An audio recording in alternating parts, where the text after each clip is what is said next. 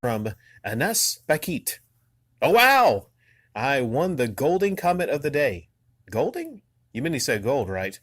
Unless I had a comment of the day about Ellie Golding I didn't know about. Well, this came out of nowhere. Let me clarify something to anyone wondering.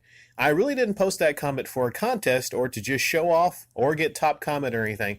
I just wanted to get all that off my chest. I mean, I have subbed to some YouTubers because of their original content was so awesome, at least for the time. For an example, I subbed to RGT85, I think, way back in 2013 or something, due to his original retro stuff. You know, the old school consoles and retro collection and stuff. Now he's all about the Nintendo Switch, has done this or that, which I didn't sub to him to cover this one system I'm not so interested in. He can't even play games well, too, which makes me wonder if he even finishes the games that he always says he's addicted to. I subbed to DreamCastGuy. I didn't know how long it was because his top 10 stuff used to be entertaining to me, and some of the short reviews was cool to some degree to me, but now he's trying to change the channel into a quick gaming news and rants that they're so fake, it now looks and sounds like a desperate clickbait. It's a dumpster fire. But I gotta say it's good that he didn't turn his content into a 100% Switch and Nintendo stuff channel. Then we have Spawnwave, which I think he really is the best one of them all. Yes, he does now cover mostly Nintendo Switch stuff, but he really does talk about other stuff in the gaming world. The main reason of why I subbed to him is because one day I followed one of his tear-up videos, and I followed his hints step by step, and I fixed a PS3 controller. Also, I learned how to fix older 16-bit consoles, and he's still making those videos and never replaced them with the Switch did this or that. Yeah, well, it's a thing that's going on with many of these channels. A lot of people feel that same way about RGT85's channel, that it used to be a lot better.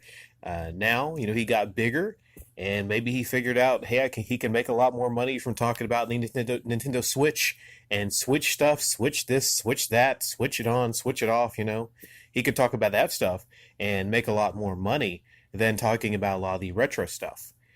That happens when you change your channel over from maybe something that you actually have, you have a passion for, and you change it over to your new job.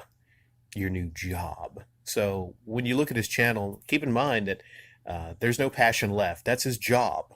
So he's got to hit those numbers. He's got to hit those numbers and everything. He's got to make sure that he can afford to eat for the month. So when you're in that position, your channel's going to suffer because you're not controlling things anymore. You're doing things just because you have to get a certain amount of views. In a way, it becomes, I would imagine it would become kind of soulless. So as I always recommend people out there, do not quit your day job to do the YouTubes. Okay, have your day job and have YouTube as a fun side hobby. I think it works out better that way.